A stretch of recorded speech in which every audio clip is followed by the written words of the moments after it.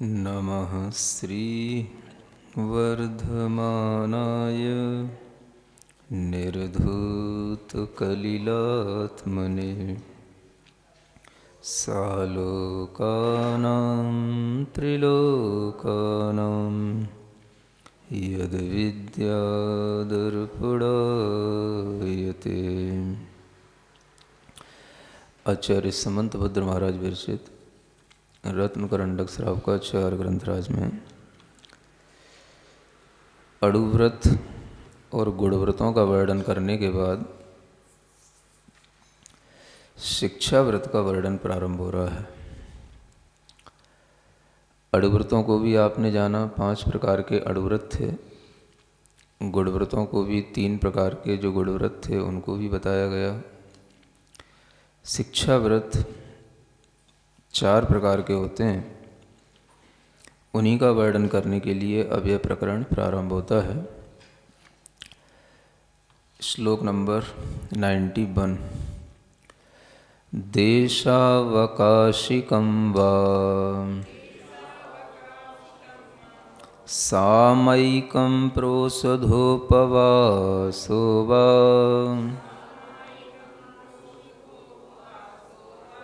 सामयिक नहीं लिखा, सामयिक लिखा है।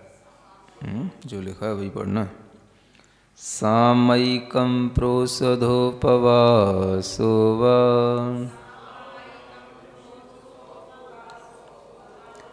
वैयावृत्यं शिक्षा व्रतानि चत्वारि श्रेष्ठानि। पढ़ें एक बार। देशावकाशिकं वा सामयिकं प्रोषधोपवासो वा वैयावृत्यं शिक्षा व्रतानि चत्वारि श्रेष्ठानि। आचार्य कहते हैं 4 यह व्रत हैं। व्रतानि चत्वारि शिष्टानि। शिष्ट माने बड़े ही अच्छे, शिक्षा देने वाले। यह 4 व्रत हैं। देशावकाशिक पहला व्रत, दूसरा सामायिक। सामयिक, सामायिक नहीं बोलना। क्या बोलना? सामयिक। आदत खराब पड़ी है सबकी। दूसरा क्या बोलना? सामयिक। तीसरा प्रोषधोपवास। तीसरा प्रोषधोपवास। और चौथा वैयावृत्य। वैयावृत्य। ये 4 शिक्षा व्रत हैं जो आचार्यों ने सुधी श्रावक की शिक्षा को बढ़ाने के लिए बताया। इन व्रतों से हमें और अधिक शिक्षा मिलती है आगे बढ़ने की। इन व्रतों के माध्यम से श्रावक और अधिक महाव्रतों के निकट आता है, महाव्रतों की शिक्षा प्राप्त करता है। इसलिए इनको शिक्षा व्रत कहा जाता है। इन शिक्षा व्रतों में जो ये 4 शिक्षा व्रत बताए हैं, ये आचार्य समंतभद्र महाराज ने बताए हैं। आचार्य कुंद हैं, उमास्वामी हैं, वसुनंदी आदि आचार्य हैं। ये सब जो पहले के आचार्य हो चुके हैं, इन्होंने भी शिक्षा व्रतों का वर्णन किया है, गुण व्रतों का वर्णन किया है। थोड़े थोड़े से क्रम में इन सब आचार्यों के अंतर भी पड़ता है। अलग अलग आचार्य अलग अलग क्रम में भी शिक्षा व्रतों का वर्णन करते हैं। और उन शिक्षा व्रतों में कोई आचार्य अतिथि संविभाग व्रत को भी शिक्षा व्रत में ग्रहण करते हैं, कोई सल्लेखना व्रत को भी शिक्षा व्रत में ग्रहण करते हैं। आचार्य कुंद के अनुसार देखें तो उन्होंने सल्लेखना व्रत को भी शिक्षा व्रत में ग्रहण किया है। अतिथि संविभाग व्रत को भी शिक्षा व्रत में ग्रहण किया। तत्वार सूत्र में भी आचार्य उमास्वामी महाराज ने और आचार्य कुंदकुंद ने भी। इस तरह से कहीं कहीं पर इन शिक्षा व्रतों के नामोल्लेख में अंतर दिखाई देता है। सामायिक, प्रोषधोपवास, अतिथि संविभाग और भोगोपभोग परिमाण व्रत, ये भी जो है शिक्षा व्रत में 4 माने जाते हैं। जब भोगोपभोग को इधर गुण व्रतों में ले लिया तो इधर जो है सामायिक, प्रोषोधोपवास, देशावकाशिक और वैयाव्रत, ये 4 शिक्षा व्रत आचार्य समंतभद्र महाराज ने माने।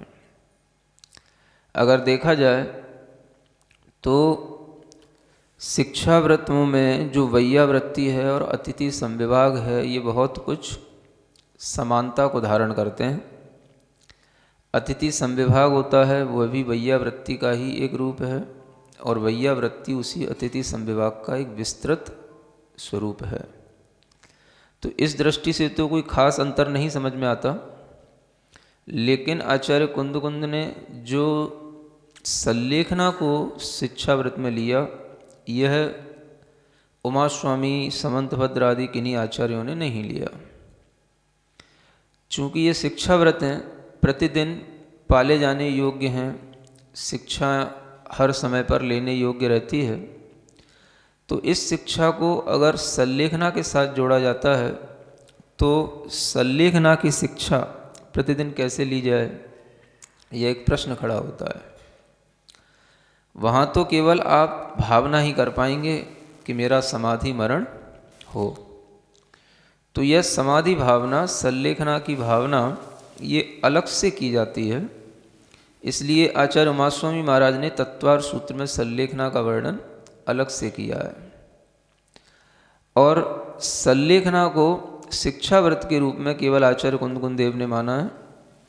ये सब बातें जान कर के आपको रत्नकंड श्रावकाचार्य के अनुसार श्रावकों का धर्म अपनाना है। ये तो अलग अलग आचार्यों की अलग अलग बातें हैं जो थोड़ी सी जानने योग्य हैं। आचार्य कुंदकुंद, उमास्वामी, समंतभद्र के बाद में एक और आचार्य हुए आचार्य वैष्णोनंदी, उन्होंने भी 4 शिक्षा व्रतों का वर्णन किया। तो उसमें भोग, उपभोग, परिमाण व्रत भी अलग अलग शिक्षा व्रत में लिए, अतिथि संविभाग भी शिक्षा व्रत में लिया और सल्लेखना मरण भी शिक्षा व्रत में लिया। तो इस तरह से अलग अलग आचार्यों के कुछ अभिप्राय अलग अलग तो दिखाई देते हैं, लेकिन उद्देश्य सबके एक ही हैं। कोई उन्हें गुण व्रतों में शामिल कर रहा है, कोई उन्हें शिक्षा व्रतों में शामिल कर रहे हैं, कोई सल्लेखना का अलग से उपदेश दे रहे हैं, कोई शिक्षा व्रत में शामिल करके उपदेश दे रहे हैं। कुल मिलाकर के व्रत सब यही हैं, करना आपको है, चाहे किसी के साथ मिला के कर लो, चाहे अलग से कर लो, लेकिन करने का कोर्स तो पूरा करना ही है। श्रावक के लिए ये 4 बातें जो यहाँ बताई जा रही हैं, ये ध्यान देने योग्य हैं। सबसे पहला जो व्रत है देशावकाशिक व्रत। क्या नाम है? देशावकाशिक। पहले आपने दिग्व्रत का स्वरूप समझा था, बहुत कुछ उसी से मिलता जुलता, उसी दिग्व्रत के साथ जुड़ा हुआ यह देशावकाशिक नाम का व्रत होता है, जिसके बारे में स्वयं आचार्य आगे के श्लोक में बता रहे हैं। देशावकाशिकं स्यात् काल परिच्छेदनेन देशस्य प्रत्यहमणुव्रतानां प्रतिसंहारो विशालस्य। पढ़ो एक बार। देशावकाशिकं स्यात् काल परिच्छेदनेन देशस्य प्रत्यहमणुव्रतानां।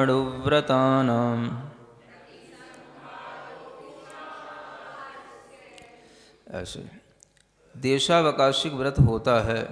कैसे होता है? काल परिच्छेदनेन, काल की मर्यादा करके, काल की सीमा बना लेने से। किसकी? विशालस्य देशस्य, बहुत विशाल देश, देश माने स्थान, क्षेत्र जो बहुत बड़े बड़े विशाल हैं, उनकी काल के साथ में प्रत्यहम माने प्रतिदिन, अड़ुव्रतानाम प्रतिसंहार। जो आपने अड़ुव्रत लिए हैं उन्हीं का और संकोच कर लो, उन्हीं का और प्रतिसंहार करने रूप यह देशावकाशिक व्रत होता है। यानी अड़ुव्रतों में जो आपने अपनी मर्यादा बनाई, दिग्व्रतों में जो आपने मर्यादा बनाई, उस मर्यादा के भीतर और मर्यादा बनाना, उस सीमा के भीतर और सीमा बनाना। दिग्व्रतों में देखा जाए तो आपने बहुत बड़ी बड़ी मर्यादा बना ली, हम भारत से बाहर नहीं जाएंगे, ऊपर प्लेन से ज़्यादा ऊपर नहीं उड़ेंगे, है ना, नीचे 20 किलोमीटर की सुरंग से नीचे नहीं जाएंगे। तो आपने बहुत बड़ी बड़ी मर्यादा बना ली, अब इतना जाना तो कहीं होता नहीं। तो जो दिग्व्रत में मर्यादा बनाई थी वो तो जीवन पर्यंत के लिए थी, और दिग्व्रत में जो भी हमने गमनागमन की सीमा बनाई थी वो सब बहुत दूर दूर तक की लंबी लंबी सीमाएं थीं। उसी को और प्रतिसंहार करना, उसी को और कम करना, उसी में और भीतर एक लक्ष्मण रेखा के भीतर एक और लक्ष्मण रेखा खींचना, यह जो है इस देशावकाशिक व्रत में समझाया जाता है। तो यह दिग्व्रत का ही एक और क्लोज रूप हो रहा है। दिग्व्रत में हमने जो सीमाएं बनाई थीं उसी सीमा के भीतर अब हम और जब सीमा बना लेंगे तो वह हमारा देशावकाशिक व्रत कहलाएगा। तो दोनों में ये अंतर जानना। दिग्व्रत बहुत समय के लिए होता है, जीवन पर्यंत के लिए होता है। काल की अपेक्षा से देखेंगे तो दिग्व्रत में यावत जीवन की सीमा होती है, और देशावकाशिक में हम काल की अपेक्षा से देखेंगे तो आगे आचार्य उसका काल बताने जा रहे हैं कि वो काल कितना होता है। वो थोड़े काल के लिए होता है। जैसे भोगोपभोग परिमाण व्रत थोड़े काल के लिए आपने लागू किया, उसी तरीके से ये देशावकाशिक व्रत भी कुछ कुछ समय के लिए बनाते रहना पड़ता है। तो काल की अपेक्षा से भी और क्षेत्र की अपेक्षा से भी, क्षेत्र में जो हमने सीमा बना ली थी बहुत बड़ी बड़ी, अब उस क्षेत्र को भी हम अपनी सुविधा अनुसार, किसके अनुसार? सुविधा अनुसार, दुविधा ना आए, अपनी सुविधा को देखते हुए और अपने आसपास की ज़रूरतों को देखते हुए, अपने वातावरण को देखते हुए उस सीमा को जो हम और ज़्यादा संकुचित कर लेते हैं, बहुत कम कर लेते हैं, उसका नाम है देशावकाशिक व्रत। सुन रहे हैं? एक तरीके से यहाँ पर भी क्षेत्र और काल, स्पेस एंड टाइम थ्योरी चल रही है। समझ आ रहा है? स्पेस एंड टाइम थ्योरी, यानी जो भी जीव इस तरह के व्रतों को लेता है वह धीरे धीरे वैज्ञानिक होता चला जाता है। समझ में आ रहा है? जो इन व्रतों का पालन करेगा वो स्पेस और टाइम थ्योरी दोनों को सही ढंग से जानने लगेगा। क्योंकि यहाँ पर लिमिट किसकी बनाई जा रही है? स्पेस की भी लिमिट बनानी है और टाइम की भी लिमिट बनानी है। तो दोनों की लिमिट बना करके अपनी इच्छाओं की लिमिट बनाना है। क्या प्रयोजन है? अपनी इच्छाओं की लिमिट बनाना है। तो स्पेस और टाइम थ्योरी के माध्यम से अपने इमोशंस को लिमिट में लाना, ये जो है सबसे बड़ी विज्ञान है, और इसी का पालन करने वाला व्रती वैज्ञानिक कहलाता है। समझ आ रहा है ना? यानी कि जो व्यक्ति अपनी क्षेत्र और समय की सीमाओं को जितना कम करेगा उतना वो अपने भावों को पर क्षेत्र में जाने से, पर काल में जाने से रोक पाएगा, और वह स्व क्षेत्र में, स्व काल में उतना ही अपने आप को रख पाएगा। आना कहाँ है? कहाँ आना है? अपने में आना है। अपने में आने के लिए, स्व में आने के लिए, अपने घर में आने के लिए पर घर की सीमा बना करके वहाँ नहीं जाने का संकल्प लेना पड़ता है, तब हम अपने घर में आ पाते हैं। अन्यथा अपने राग द्वेष इतने बढ़े हुए रहते हैं कि इन संकल्पों के बिना कभी भी कोई भी अपने घर में बैठने की कोशिश करता ही नहीं। किसी के पैर अपने घर में रुकते ही नहीं। समझ आ रहा है? गृहस्थ का दिमाग, इसका मन इतना चलता है कि अगर वो घर में भी बैठता है तो दिमाग उसका बाहर ही रहता है। सुन रहे हो? आपको लगता जरूर है कि साधु दुनिया में दौड़ते हैं, साधु दुनिया में पहुंच जाते हैं, कहीं के कहीं विहार करके चले जाते हैं, साधु के पैर बहुत चलते हैं। साधु के पैर नहीं चलते इतने जितने गृहस्थ के पैर चलते हैं। समझ आ रहा है ना? हाँ, साधु के तो केवल पैर ही चलते हैं, दिमाग उसका स्थिर रहता है, मन उसका स्थिर रहता है, लेकिन गृहस्थ का पैर तो घर में रहता है, लेकिन दिमाग कभी भी, मन कभी भी स्थिर नहीं रहता है। समझ में आ रहा है? तो साधु का मन स्थिर होता है, फिर पैर चले तो कोई फर्क नहीं पड़ता, लेकिन गृहस्थ का मन अस्थिर होता है और उसके पैर भले ही घर में रहते हैं, लेकिन मन की अस्थिरता के कारण से उसकी स्थिरता घर में भी नहीं बनती है। समझ में आ रहा है? तो साधु और श्रावक में क्या अंतर है?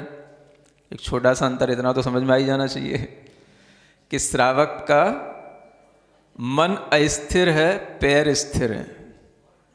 पैर तो घर में है, शाम को आ ही जाता है घर में है? और श्रावक किसके लिए? श्रावक का मन अस्थिर है और पैर स्थिर हैं, और साधु के पैर अस्थिर हैं लेकिन मन स्थिर है। समझ में आ रहा है? इसलिए बड़ी चीज क्या है, पैर स्थिर हो जाना कि मन स्थिर हो जाना? पैर तो आपको स्थिर मजबूरी में करने पड़ते हैं, क्योंकि आपने जहां पर अपना खूंटा गाड़ लिया है वहां पर आपको आना पड़ता है बंधने के लिए। जैसे गाय को हम चरने के लिए कहीं बाहर भेज भी दे तो गाय चली भी जाए, कहीं भी चर करके बाहर निकल भी जाए, तो लौट फिर करके शाम को तो उसके घर पे ही आना है। समझ आ रहा है ना? तो ऐसे ही हम सुबह चरने चले जाते हैं कहीं पर भी, लेकिन शाम को तो घर ही आना है, क्योंकि खूंटा तो घर पे ही गड़ा है। जहाँ हमने अपना महल बना रखा है वही हमारा खूंटा है ना? गाय का खूंटा गाय के साथ में नहीं जाता, लेकिन आपका खूंटा आपके साथ हमेशा रहता है। तो यह जो गृहस्थ की स्थिति है, इसी को सही ढंग से समायोजित करके उसके अंदर के राग द्वेष मोह को कम करने के लिए, उसकी इच्छाओं को कम करने के लिए, ये इस तरह की मर्यादाओं में मर्यादाएं, सीमाओं में सीमाएं ये बढ़ाते हुए उस गृहस्थ की इच्छाओं को सीमित करके उसके अंदर आत्म पिपासा जागृत करने का यह उपक्रम चल रहा है। गृहस्थ तभी अपने निकट आ सकता है जब वो बाहरी राग द्वेष से अपने आप को बचा पाए, और वह बचाना तभी संभव होता है जब उस विषय में वो बिल्कुल निर्विकल्प हो जाए। जब तक उस विषय में वह निर्विकल्प नहीं होता तब तक उसका मन डोलता रहता है, उसका मन उसी में लग जाता है, लगा हुआ रहता है, क्योंकि जिससे प्रयोजन है उससे विकल्प हो जाता है। प्रयोजन ही ना रहेगा तो विकल्प क्यों होगा? विकल्प कब होता है? जब हमें किसी चीज़ से प्रयोजन होता है, ऐसा होना है, करना है, उससे मतलब रखना है तो रखना है। तो जब वह अपनी सीमा बना करके उससे अपना प्रयोजन ही नहीं रखता, अब हमें उससे कोई मतलब नहीं, उससे हमारा कोई स्वार्थ सिद्ध होना नहीं, हमें उससे कोई काम लेना नहीं, हमें उसको कोई काम देना नहीं, तो इस तरह से जब वो अपने मन को निर्विकल्प बनाता है तभी वो अपने मन को रोक पाता है, और उतना ही रुका हुआ मन उसके लिए कुछ निश्चिंतता का भाव पैदा करता है। तो निर्विकल्पता के लिए ये सीमाएं बनाई जाती हैं। विहाय कल्पना जालम, ज्ञानार्णव में पढ़ा था, कल्पना जालों को छोड़ करके। अब कल्पनाओं को कैसे छोड़ने? तो जिस चीज़ से हमारा जुड़ाव है, जिस चीज़ में हमारा लगाव है, जहाँ तक हमारा मन कुछ ना कुछ काम करने में लग रहा है, जिन लोगों से या जिन चीज़ों से जुड़ रहा है, उस संबंधी विकल्प मन में आता ही है। चाहे आप शाम को बैठें, चाहे आप सुबह बैठें। समझ आ रहा है? और जितना एकांत होगा, जितना शांति से आप का वातावरण होगा, उतना ही ज़्यादा वो विकल्प और आपको घेरेगा, क्योंकि उस समय आप अकेले हो। अब मन को मिल गए आप अकेले, नहीं समझ आ रहा है? मन भी ढूंढता है कि अकेला कब मिलेगा मुझे, तब मैं इसको समझाऊं, इसको परेशान करूं। तो सबके साथ बैठे होगे तो मन इतना परेशान नहीं करेगा आपको। देखो अभी आपका मन इतना परेशान नहीं करेगा, क्योंकि आप अभी हमारे साथ बैठे हो, सबके साथ बैठे हो, है ना। अभी आपका मन फिर भी बहुत स्थिर है। लेकिन जब आप अकेले बैठ जाओगे, कभी सुबह सुबह उठ करके बैठ जाना सामायिक करने के लिए, तब आप देखना कि मन कहाँ जा रहा है। कभी शाम को बैठ जाना शांति से एकांत में कमरे में, तब देखना फिर मन कहाँ जा रहा है। तो मन एकांत में घेरता है तुम्हें, समझ आ रहा है? मन को पता है जब ये अकेला मिलेगा तभी इसको दबोचूंगा, उसे पता होता है। और तुम अकेला बनने की कोशिश करते हो तो मन उस समय पर पा लेता है कि हाँ अब ये सही टाइम है। समझ आ रहा? तो ये मन को क्यों ऐसा मिल जाता है? क्योंकि मन को पता है कि ये जो है हमें किसी ना किसी तरीके से रोकने की कोशिश कर रहे हैं, लेकिन हम इन्हें रुकने नहीं देंगे, क्योंकि इनका जहाँ जहाँ प्रयोजन जुड़ा हुआ है वहाँ वहाँ की याद हम इन्हें दिलाएंगे, और उस याद में इनका जब समय निकल जाएगा तो ये हमें फिर जो है अपने में स्थिर नहीं कर पाएंगे, हमारा काम बन जाएगा। ये मन का काम है, समझ में आ रहा है? इसलिए गृहस्थ कभी ध्यान नहीं लगा सकता। आत्मा आत्मा बातें तो बहुत कर सकता है ज्ञान हो जाएगा थोड़ा बहुत, तो ज्ञान की बातें तो कर लेगा, लेकिन ध्यान नहीं कर पाएगा। ध्यान करने के लिए मन को निर्विकल्प होना पड़ता है। निर्विकल्पता तब आती है जब उस मन को हमने पहले बता दिया हो, तुझे अब इसके आगे कुछ सोचना ही नहीं, उससे हमारा कोई मतलब ही नहीं। बिल्कुल जब हर चीज की वह सीमा मर्यादा बना करके बैठेगा, प्रयोजन छोड़ करके बैठेगा पर से, तभी जो है वो मन कुछ थोड़ा सा आपके कंट्रोल में आएगा। अन्यथा आगे जो बताई जाने वाली चीज़ें सामायिक इत्यादि, ये कुछ होने वाला नहीं। ये उसी की भूमिका है। देशावकाशिक व्रत होने पर ही गृहस्थ थोड़ी सामायिक में स्थिरता ला सकता है, अन्यथा वो सीधा बैठ ही नहीं सकता। बैठे बैठे भी उसका मन उचट जाता है, तो वो सोचता है ऐसे फालतू बैठने से भी क्या मतलब है, चलो कुछ कर ही लो। समझ आ रहा है ना? तो इसलिए वो कुछ नहीं कर पाता। ये गृहस्थ की इतनी विडंबना है जो आचार्यों ने समझी है। उसके अंदर जब तक इस तरह के देशावकाशिक आदि व्रतों के माध्यम से, काल की मर्यादाएं और क्षेत्र की मर्यादाओं के माध्यम से उसके मन को निर्विकल्पता नहीं आएगी, तब तक वह निश्चिंत नहीं होगा। और निश्चिंत हुए बिना मन कभी अपने में रुकता नहीं, स्वयं का आनंद कभी लेता नहीं। तो उसी के लिए सब प्रयास हैं। देखो आचार्य आगे कहते हैं कि आपको अब कौन सी सीमाएं बनाना है। गृहारि ग्रामाणाम क्षेत्र नदी दाव योजनानां च देशावकाशिकस्य स्मरन्ति सीम्नां तपोवृद्धा। पढ़ो। गृहारि ग्रामाणां क्षेत्र नदी दाव योजनानां च देशावकाशिकस्य। हाँ, जो तप से वृद्ध हैं, तपोवृद्ध हैं, वह सीमा का स्मरण इस रूप से करते हैं कि देशावकाशिक की जो सीमा है वो किस किस के विषय में बनाना।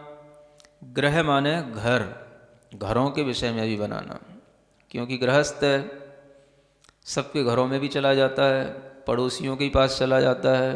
पति चला गया बिजनेस करने, जॉब करने, अब अकेली बैठी है घर में, तो क्या करे हैं? चलो दूसरी पड़ोसिन के पास चलते हैं, या तो उसको अपने यहाँ बुला लो या खुद ही चले जाओ। कुछ नहीं है, कोई बहाना बना लो। क्यों सखी, कुछ है? आज क्या बनाया था तुमने? तो कुछ भी बहाना बना के उसके घर में घुस गई। या थोड़ा सा आज गैस कम हो गई है, सिलेंडर दे दे, कुछ कर दे, तो उसके बहाने जाएगी और वहाँ बैठी बैठी घंटा भर बात करके आ जाएगी। तो ये घर में जाने की मर्यादा बनानी पड़ती है। कहाँ तक घर में बैठी रहे अकेली? तो या तो वो भी जॉब करने चली जाए, तो वो अगर जॉब करने चली गई तो फिर काहे का व्रत पालेगी? तो जो व्रत पालने वाला होगा या व्रत पालने वाली होगी, वो जो है घरों की भी मर्यादा बनाएगा या बनाएगी, है ना, दोनों के लिए कहा जा रहा है। हाँ, जो घर में रहेगा वह दूसरे घर की भी मर्यादा बना लेता है कि अपनी कॉलोनी में 50 घर हैं, तो किन किन के घरों में हमें जाना, आज हमें किसी के घर नहीं जाना, आज हमें अकेले अपने घर में रहना। हाँ, या जाना तो केवल बस एक पड़ोस के घर की छूट रखते हैं, बस बगल वाले इधर के एक पड़ोसी की तरफ जाना, राइट साइड वाला, लेफ्ट साइड वाले भी कि नहीं जाएंगे, या सामने की तरफ बस एक घर में जाएंगे, इससे ज़्यादा और किसी के घर में नहीं जाएंगे। आज दिन भर बस अपना सीमांकन इतना ही हो गया, इतने में ही रहेंगे, है ना। तो ये घरों की मर्यादा बनाई जाती है। घर के बाद में आचार्य कहते हैं हारी, हारी माना होता है गलियाँ। कॉलोनियों में भी सड़कें होती हैं और शहरों में भी गलियाँ होती हैं। हाँ, तो गलियों की मर्यादा बना ली जाती, भाई आज हम अपनी गली तक ही सीमित रहेंगे, अपनी गली से बाहर नहीं जाएंगे, या उस गली तक ही जाएंगे, दूसरी गली तक उसके बाद नहीं जाएंगे, हमारा इतना ही काम अपने को सीमा बना करके करना है। तो ये करना होता है। इस तरीके की मर्यादा बना लेने से वह प्रतिदिन अपने अंदर एक बहुत ही संतुष्टि का भाव ले आता है और उसके अंदर निर्विकल्पता आ जाती है। इससे ज़्यादा से हमें कोई मतलब नहीं। क्यों बना रहा है वो? इससे ज़्यादा से हमें कोई मतलब नहीं, किसी से उससे आगे का हमें कोई काम लेना नहीं, काम देना नहीं, और उधर से आगे हमें भी कोई गमनागमन करना नहीं। ये तो घर की मर्यादाएं बना लेना, गली की मर्यादा बना लेना, गांव की मर्यादा बना लेना। अपना अगर गांव है तो चलो आज गांव के बाहर नहीं जाएंगे, है ना। इस तरीके से जो अपना ग्राम है या मोहल्ला है वह भी सब इसी में आ जाता है। क्षेत्र की मर्यादा बना लेना कि हम इतना क्षेत्र तक ही आज जो है रहेंगे। अब अपना घर भी मान लो बहुत बड़ा है तो उसकी भी मर्यादा बना ली जाती है। हाँ, अपने घर में केवल ऊपर की बिल्डिंग में ही रहेंगे, या केवल जो है अपने घर के कमरे और अपने घर से जुड़ा हुआ जो एक और कमरा है बस उस कमरे तक ही अपनी सीमा रखेंगे, है ना। कोई भी क्षेत्र की मर्यादा बनाई जा सकती है, घंटे की भी बनाई जा सकती है, महीनों दिन की भी बनाई जा सकती है। जिस तरह की मर्यादा है वो अपनी सुविधा के अनुसार अपने व्रतों का पालन करने के लिए बना सकता है। अभी तो क्षेत्र की बताई जा रही, काल की मर्यादा आगे वाले छंद में बताना है। तो यह नदी, अब गांव होते हैं, क्षेत्र होते हैं, है ना। तो पहले तो नदियों से ही बहुत कुछ पता होता था, भाई एक नदी से पार कर गया गांव बदल गया। तो पहले के लोग नदियों के बारे में जानते थे, भाई कितने कोस पे कौन सी नदी है, कहाँ जाना है, किधर से कौन सी नदी पार करना होता है, तब कहाँ पहुँचते हैं। अब आजकल तो जो है सब सिस्टम चौराहों में बदल गए हैं। तो आप लोग अपनी चौराहों की मर्यादाएं बनाएं कि हमें शिव चौराहे तक जाना है कि महावीर चौराहे तक जाना है, समझ आ रहा है ना। तो ये सब जो है अपनी मर्यादाओं में क्षेत्र आ जाता है कि हम इतने क्षेत्र तक ही जाएंगे। क्या हो गया? हाँ, नदी, दाव, है ना। जंगल वगैरह भी होते हैं, क्योंकि लोग पहले गाँव में ज़्यादा बसते थे तो उन्हें जंगल पार करके जाना होता था। तो जंगलों में की भी मर्यादा हो जाती थी, भाई अब इस जंगल के बाहर नहीं जाएंगे या इस जंगल के उस ओर नहीं जाएंगे, ये जंगलों की मर्यादाएं बना लेते थे। अथवा अगर सड़कें हैं लंबी लंबी तो योजनों की मर्यादाएं बना ली जाती हैं। जैसे आजकल किलोमीटर चलते हैं, माइल स्टोन लगे रहते हैं, 20 किलोमीटर, 10 किलोमीटर, जो अपना ये शहर की जो रेडियस है उसके अनुसार उसकी मर्यादा भी बन सकती है। तो पहले लोग योजनों में चला करते थे, है ना, योजन नापा करते थे। एक योजन मतलब 4 कोस का एक योजन होता है। 4 कोस चले गए, बोले 1 योजन पार हो गया, समझ आ रहा है। तो आज जो है किलोमीटर चलते हैं, माइल स्टोन लगे रहते हैं। तो इस तरीके से पहले योजनों का एक अनुमान लगाया करके लोग आगे बढ़ा करते थे। तो इन सब क्षेत्रों को जो देशावकाशिक के अनुसार कर लेना, ये क्षेत्र की मर्यादा है ना। माने इनमें से कुछ भी किया जा सकता है। दिग्व्रत के अंदर ये सब चीज़ें हैं। आप क्षेत्र की मर्यादा बना ली तो क्षेत्र की मर्यादा, अब इसमें भी हम और भेद प्रभेद कर सकते हैं। जैसे हमने 8 दिन की मर्यादा बना ली, मान लो अष्टानिक के पर्व चल रहे हैं, 8 दिन हम कहीं नहीं गए, है ना, तो हमने मर्यादा बना ली कि 8 दिन हमें अपने शहर में ही रहना है। ये एक मर्यादा हो गई, 8 दिन हमें अपने शहर में ही रहना है और कहीं नहीं जाना, ठीक है। फिर उस 8 दिन के भीतर भी अब आपको लग रहा है हम केवल अपने घर में जाते हैं, रहते हैं और मंदिर जाते हैं, इसके अलावा हमें कोई काम नहीं है और कुछ करना भी नहीं है, कहीं जाना भी नहीं है, तो चलो एक दिन के लिए, आज के लिए हम ये विचार कर लेते हैं कि हम केवल घर और मंदिर तक ही अपना गमनागमन रखेंगे, इसके आगे कहीं नहीं जाएंगे। तो वो जो 8 दिन की मर्यादा बनाई, उसमें फिर आपने एक दिन के लिए एक कर लिया, अगले दिन फिर आपने कर लिया, तो ये भी जो है वो देशावकाशिक हो जाता है। अथवा कोई भी मौसम है, ऋतु है, उसके अनुसार आपने सोच लिया कि चलो 1 महीने के लिए हमें इस इतनी ही क्षेत्र में रहना है, जो भी क्षेत्र है आपका, 2 किलोमीटर का, 10 किलोमीटर का, वह आप अपनी क्षेत्र को मर्यादित कर लिए, और फिर उसके बाद में भी उसके अंदर भी 2 दिन के लिए, 1 दिन के लिए, 6 घंटे के लिए कुछ मर्यादा बना करके उसमें भी करते रहना, ये देशावकाशिक कहलाता है। तो देशावकाशिक में काल की मर्यादा कितनी हो सकती है, उसके लिए भी आचार्य आगे बता रहे हैं। संवत्सर ऋतुरैनम मास चतुर्मास पक्षमृक्षम च देशावकाशिकस्य प्राहुकालावधिं प्राज्ञः। पढ़ो। संवत्सरम ऋतुरैनम मास चतुर्मास पक्षमृक्षम च देशावकाशिकस्य प्राहुकालावधिं प्राज्ञा। देखो, प्राज्ञ माने जो बहुत प्रज्ञावान है, बुद्धिमान है, वो बता रहे हैं काल की अवधि को। ऊपर क्या बताया था? स्पेस लिमिट, अब यहाँ पर टाइम लिमिट है ना। दोनों के माध्यम से आपका साइंस, आपका विज्ञान, आपका भेद विज्ञान चलेगा, है ना। तो अब यहाँ कहते हैं संवत्सर। संवत्सर माने वीर निर्वाण संवत्सरी से लेकर के अगली वीर निर्वाण संवत्सरी, दीपावली से लेकर के दीपावली तक, ठीक है ना। विक्रम संवत्सर भी आती है, उसको भी बना सकते हो। तो 1 वर्ष की भी आप मर्यादा बना सकते हो। ऋतु 2 महीने की होती है, उसके अनुसार भी आप मर्यादा बना सकते हो। अयन 6 महीने का होता है, उसकी भी आप सीमा को बना सकते हो। मास 1 महीने का, चतुर्मास माने 4 महीने का, पक्ष माने 15 दिन का, और अयन मृक्ष, ऋक्षम, ऋक्ष बोलते हैं नक्षत्र को, है ना। नक्षत्रों की भी गति होती है, जैसे एक नक्षत्र कितने समय तक रह रहा है, कोई 1 दिन रहता है, 2 दिन रहता है, 1.5 दिन रहता है। तो इस नक्षत्र का जब तक उदय होगा तब तक हमारे लिए इस चीज़ का गमनागमन का इतना त्याग।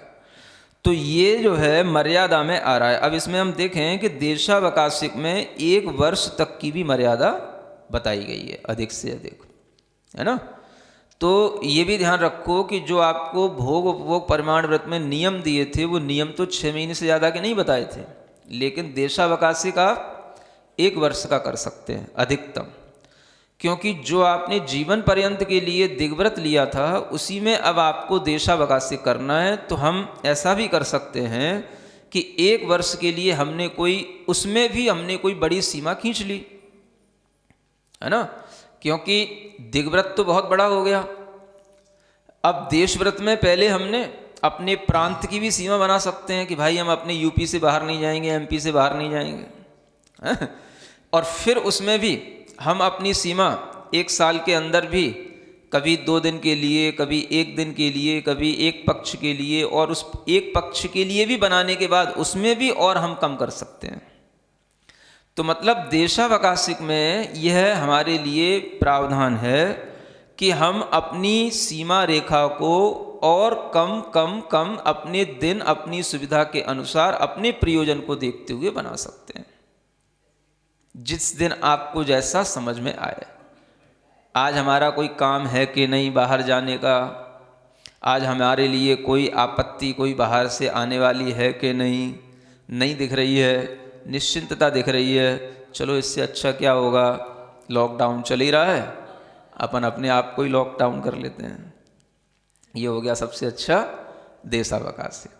समझ आ रहा है ना? तो इस तरह से जो व्यक्ति सीमा बना करके प्रतिदिन अपना ये व्रतों का इस तरीके से पालन करता है, उसे बहुत अच्छा लगता है। आप अगर करके देखेंगे तो आपको इसमें भी इंटरेस्ट आएगा आपको, और आपका मन होएगा।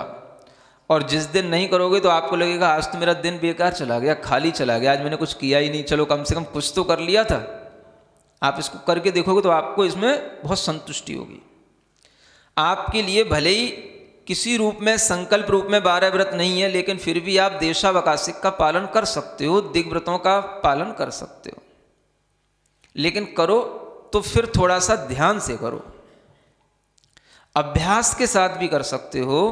हमने भले ही अभी व्रत नहीं लिए, लेकिन व्रतों का हम अभ्यास करते हैं, और अभ्यास करने के लिए हम इस तरह से 2 दिन का, 1 दिन का, धीरे धीरे बढ़ा करके 4 दिन का, ऐसे हम अपने प्रतिदिन अपने दिमाग में कुछ ना कुछ ये ध्यान रखें कि हमें कितना गमनागमन करना है। देखो, श्रावक के पैर बांधने का ये प्रयास किया जा रहा है। समझ आ रहा है ना? क्योंकि उसके पैर बंधेंगे तो उसका मन बंधेगा। श्रावक सबसे ज़्यादा गमनागमन करने के लिए तैयार रहता है, तो श्रावक के लिए ये जो देश व्रत है ये गमनागमन के लिए ही है। कहाँ तक जाना और कितने बाहर से लोगों से अपने को संपर्क रखना, और उन लोगों से मिलना जुलना, उन्हें बुलाना या उनके पास तक जाना। समझ आ रहा है? तो इस तरह से करके ही वह श्रावक अपने अंदर थोड़ा सा शिक्षा उसके अंदर आती रहती है, अपने अंदर महाव्रतों के प्रति उसके अंदर लगाव बना रहता है, और इसी के माध्यम से उसके अंदर व्रत लेने की एक उत्सुकता पैदा हो जाती है, भावना पैदा हो जाती है, तो वो कभी ले भी पाता है। समझ आ रहा है ना? तो ये करते रहना चाहिए। पहले के लोगों में ये बात वृत्ति देखी जाती थी। समझ आ रहा है ना? हाँ, लोग थोड़ा सा पर अपने आप से भी करते रहते थे।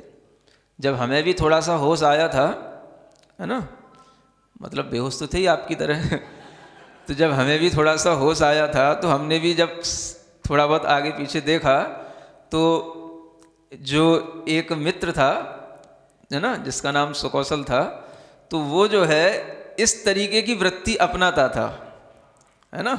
यद्यपि उसके पास में आना जाना अपना कम होता था, क्योंकि वो धार्मिक था, तो धार्मिक लोगों से थोड़ा लोग डरते हैं, तो हम भी डरते थे लेकिन जैसे जैसे होश आया तो फिर थोड़ी उसी से मित्रता हो गई। तो वो ऐसा किया करता था, है ना, अपनी दुकान पे बैठता था, अपन गली से बाहर निकले उसके पास चले जाते थे, बैठ जाते थे, कभी बातचीत करते थे। तो उसे अगर दुकान से कहते थे चल भाई घूमने चल, तो कहता था नहीं अभी तो मैं 2 घंटे तक कहीं नहीं जाऊंगा। बोले क्या हो गया? बोले 2 घंटे की मेरी मर्यादा है, मैंने 2 घंटे दुकान पे ही बैठूंगा तो इस तरीके की मर्यादा बनाते थे लोग। समझ आ रहा है ना? तो मतलब घरों में भी इस तरह से उन्होंने अपने पिताजी से सीखा, बाबा से सीखा। तो इस तरह से लोग पहले करते थे, तो बच्चे भी सीख लेते थे, है ना। और उनके संपर्क में भी जो लोग आते थे, तो वो भी समझ लेते थे भाई ये इसी तरीके से मर्यादाओं में रहते हैं, सीमाओं में रहते हैं। तो लोग उनकी उस समय पर तो प्रशंसा भी करते थे, है ना। आज का माहौल ही उल्टा हो गया तो आपको ये ध्यान रखना है कि अगर हमें किसी भी तरीके से अपने अंदर व्रतों के भाव लाना है, तो हम इस तरह से करें, ये अच्छा होता है ना। तो उसको देख करके कभी अपन ने भी करने की सोची, तो अपन ने भी किया, तो लगा अच्छा लगा कि हाँ भाई चीज़ तो अच्छी है ना। अब घर में ही मान लो 1 दिन रहना है, तो कुछ नहीं करना है, बस घर में है तो घर की मर्यादा बना लो, 1 दिन घर में ही रहेंगे, कहीं नहीं जाएंगे। मंदिर तक आना है तो घर से मंदिर तक ही आना है, बीच में किसी से कोई लेना देना नहीं, कोई किसी के घर में नहीं जाना है।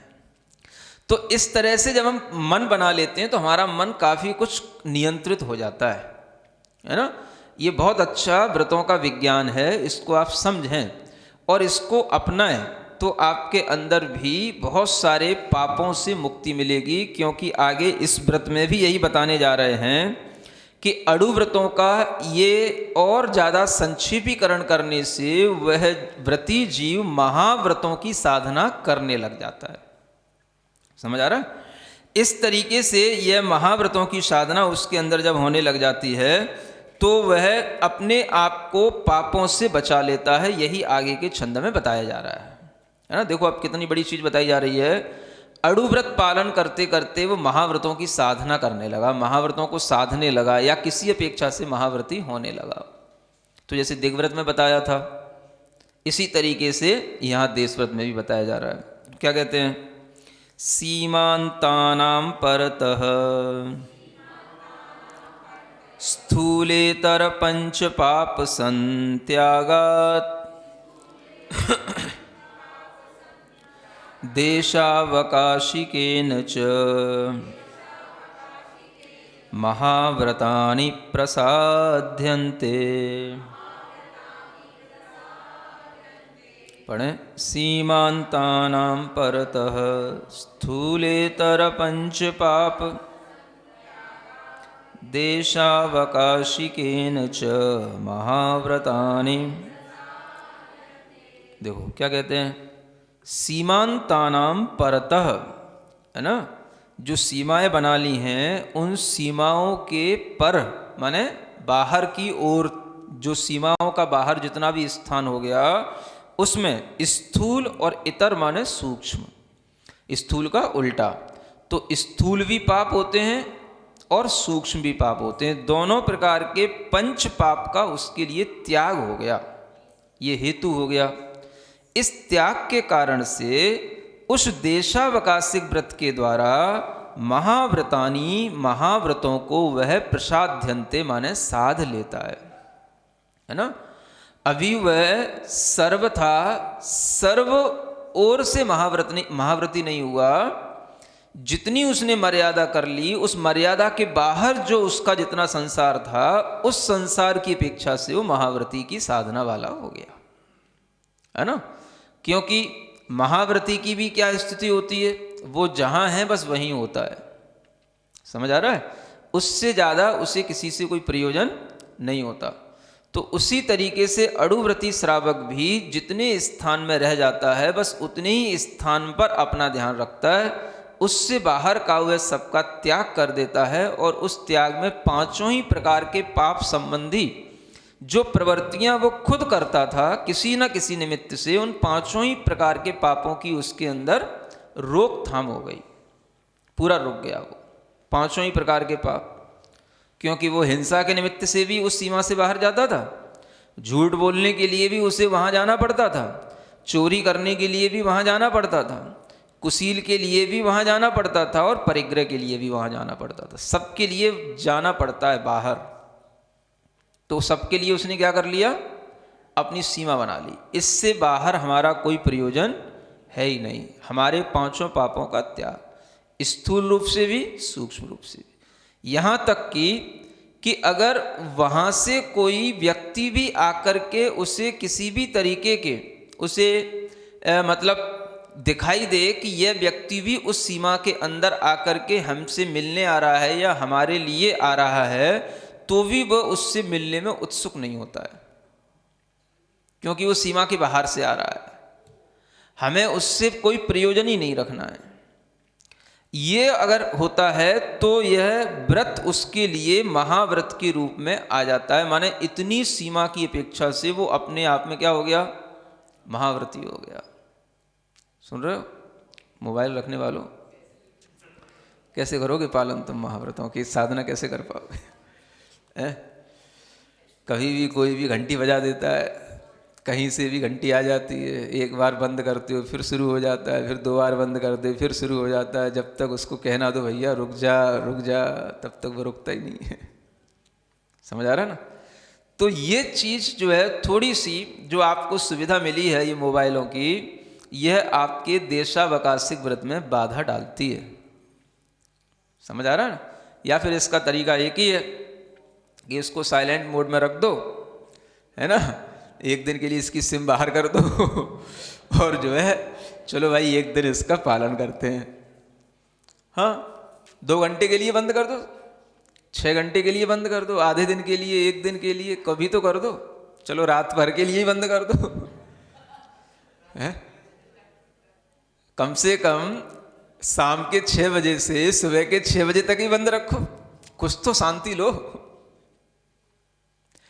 कुछ अगर आप करोगे तो आपको लगेगा कि हाँ इन चीज़ों से हमारे अंदर बड़ा संतोष आ रहा है, अलग तरीके का संतोष आएगा आपको। हाँ, और जब तक आप चिंता में पड़े रहोगे, कहीं कोई रिश्तेदार में कहीं कुछ हो नहीं गया हो, कुछ फ़ोन नहीं आ पाया हो और कहीं कुछ हो गया और हमको पता नहीं पड़ा हो और ऐसा और वैसा, तो दुनिया की चिंता में पड़ने वाला तो फिर कैसे व्रत पालन करेगा? समझ आ रहा है? ठीक है, पहले फ़ोन नहीं होते तो क्या रिश्तेदार मरते नहीं थे कि बीमार नहीं होते थे? हाँ, सुबह बात कर लेगा। और एक बार अगर पता पड़ जाएगा तो मैसेज डाल के छोड़ दो कि भाई शाम को 6 बजे से सुबह 6 बजे तक आप कृपया हमारे लिए कोई भी मैसेज ना करें, क्योंकि हम मोबाइल पर अवेलेबल नहीं रहेंगे। हाँ ठीक है, बस एक बार मैसेज डाल दो, बात खत्म। नहीं हो सकता? तुम ही मोबाइल रखो, तुम ही को सब काम करना बताएं, है ना? तो ये सब तो अनुभव तुम्हारे ही होने चाहिए कि तुम्हें क्या करना है। ये भी सब बताना पड़ता है, क्योंकि गृहस्थों की बातें आचार्यों को बतानी पड़ती हैं, मुनि महाराजाओं को बतानी पड़ती हैं कि गृहस्थ ऐसा करे तब वो कुछ करता है। समझ आ रहा है? तो ये करने से ही आपको कुछ संतुष्टि मिलेगी, आपको लगेगा कि हाँ हम कुछ अपने आप को बदल रहे हैं। क्या कर रहे हैं? बदल रहे हैं। बदलना पड़ता है किसको? अपने आप को। कैसे? इन्हीं तरीकों से। ये तो रास्ते हैं, राहें हैं, राहें कभी नहीं बदलती, हमें अपने आप को बदलना पड़ता है। ये राहें हमें कहाँ ले जा रही हैं? आत्म शांति की ओर।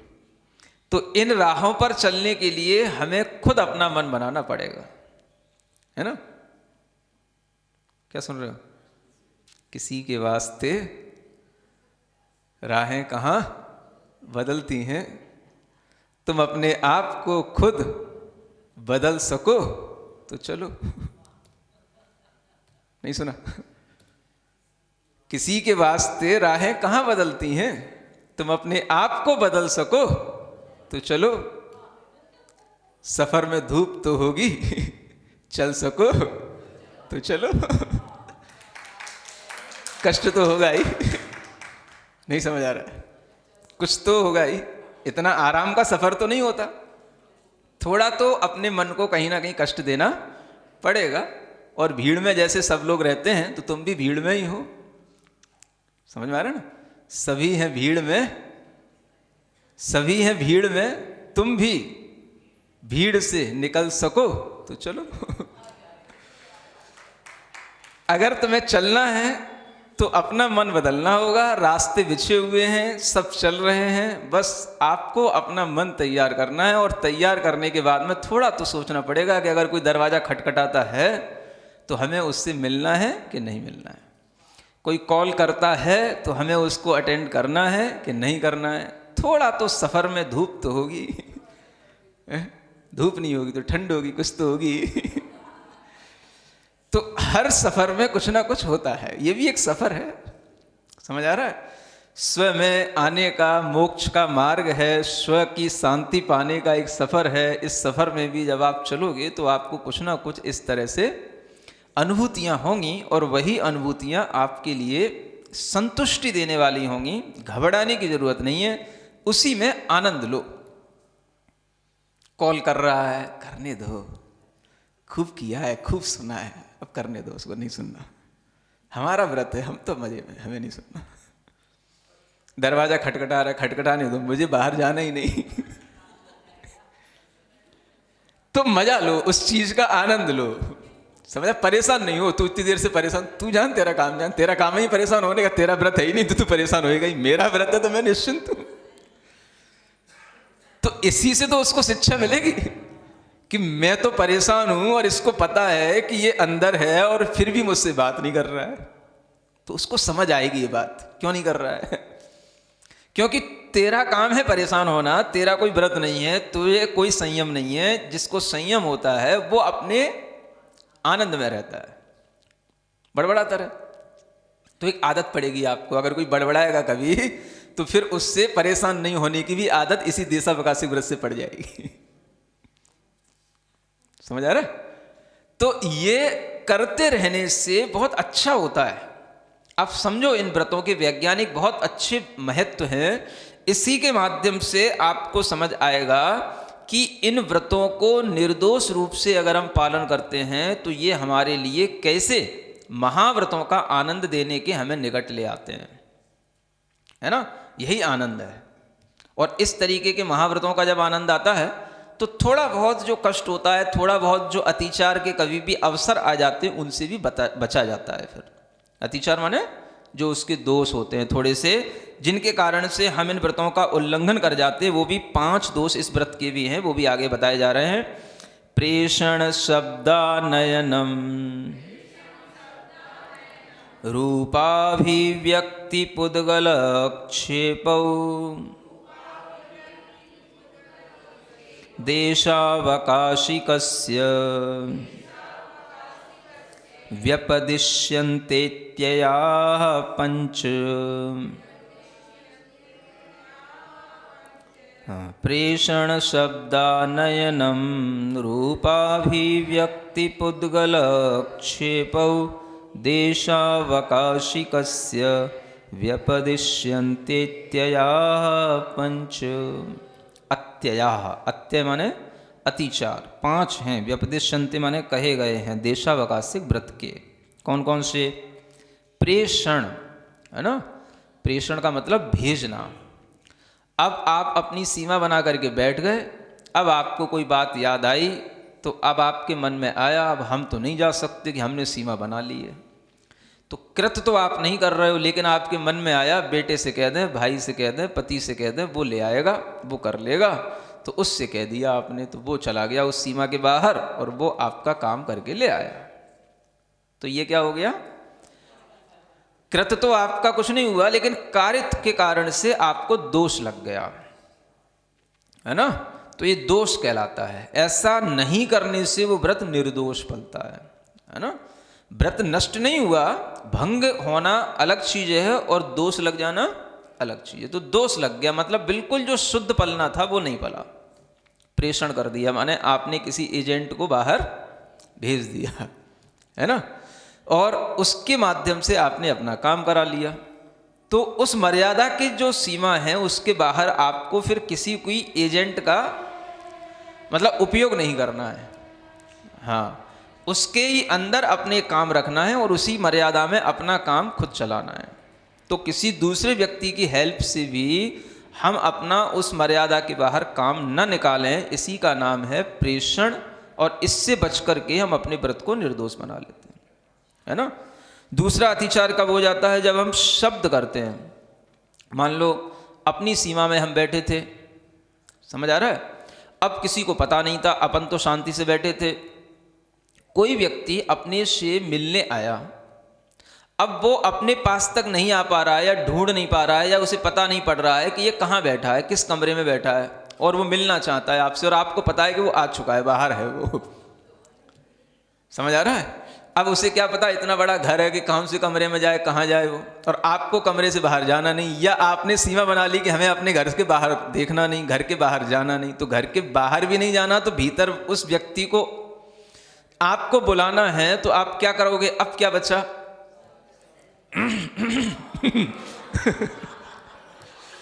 समझ आ रहा है, बालकनी में खड़े हो गए और खकारने लग गए, हुंकारी करने लग गए, समझ आ रहा है। तो बोला तो नहीं, है ना, लेकिन उसे एक एहसास दिला दिया, आई एम हियर।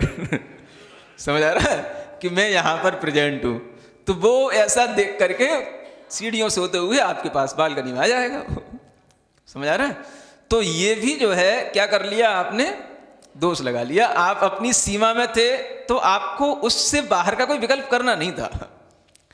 अब कोई भी आदमी आया है, नहीं मिल रहा है उसको रास्ता, या वो आपसे मिलना चाह रहा है, तो आप उसे बता रहे हो, तो वो जो है जो चीजें आपकी सीमा में नहीं थी उनको सबको क्रॉस करके आ रहा है, तो वो आपके लिए भी दोष लग रहा है ना। और बाहर का कोई व्यक्ति आएगा तो वो कोई बाहर के ही काम लेकर के आएगा, तो फिर आपको अपने घर की सीमा के भीतर ही अपना काम रखना था। अब बाहर के व्यक्ति से कोई भी काम लेना वो भी आपके लिए दोष का कारण होगा। हाँ, निर्दोषता के साथ पालन तो करो, एक बार मजा तो लो, हैं? कोई हो रहा है परेशान होने दो। अब आप कहोगे क्या हमको पाप नहीं लगेगा उसको परेशान देख करके? आपको पाप बिल्कुल इसलिए नहीं लगेगा क्योंकि आपका तो व्रत है। पाप तो उनको लगता है जिनका व्रत नहीं होता और किसी को परेशान करने के उद्देश्य से जो बैठे होते हैं, पाप तो उनको लगेगा।